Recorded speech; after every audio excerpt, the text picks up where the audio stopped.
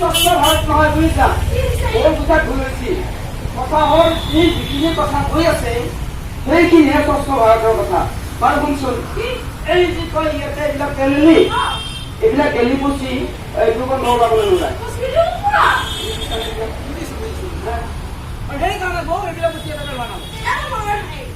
আৰু শুন কথা হ'ল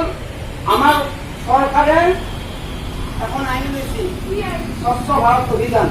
গতিকে আমি আমাৰ দেশখন পৰিষ্কাৰ কৰি ৰাখিবৰ কাৰণে আমি স্বচ্ছ ভাৰত অভিযান কৰিবই লাগিব বুজিছে না গতিকে কয় যে ইয়াতে এইবিলাক জাবৰ জোথৰ পেলালি পচি দুৰ্গন্ধ হ'ব ওলোৱাৰ পিছত আমাৰ মানুহৰ গাত নানান ধৰণৰ বেমাৰ আজাৰ হ'ব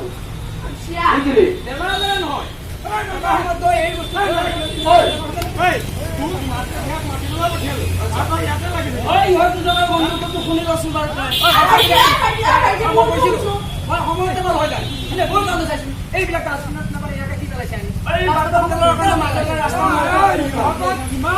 পিছতো যদি এনেকুৱাই কৰি থাকক বেমাৰ আজাৰ নহ'ব নে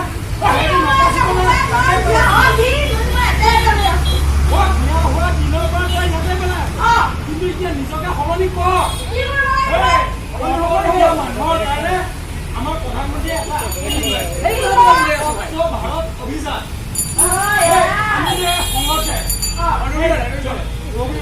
এই জন্ম জয়ন্তী পাতিছো মহাত্মা গান্ধী 150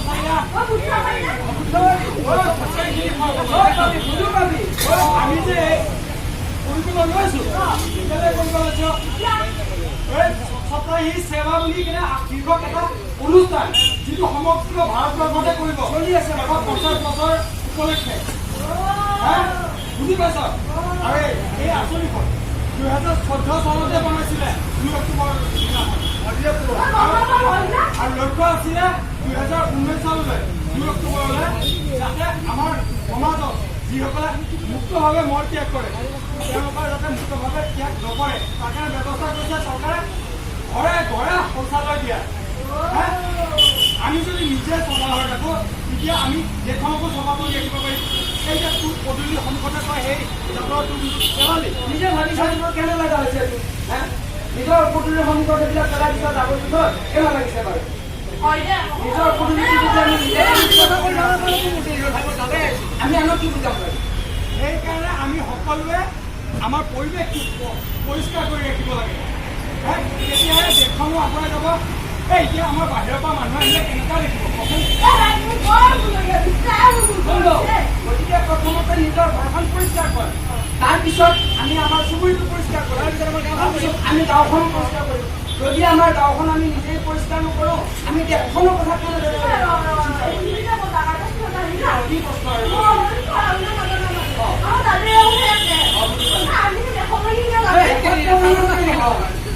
নিজৰ ঘৰৰ সন্মুখখন পৰিষ্কাৰ কৰে